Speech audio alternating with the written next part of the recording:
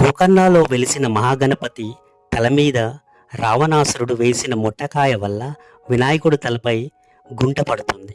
రావణాసురుడి ఘోర తపస్సుకు మెచ్చిన శివుడు రావణాసురుడిని ఏం వరం కావాలో కోరుకోమనగా తన ఆత్మలింగాన్ని కోరుతాడు.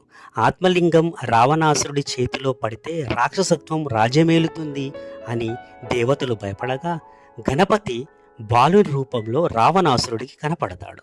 సంధ్యావందనానికి వేళ అవుతుందని ఆ బాలుని రూపంలో ఉన్న గణపతికి ఆ ఆత్మలింగాన్ని చేతికి ఇచ్చి నేలపై పెట్టకుండా పట్టుకో అని కోరుతాడు.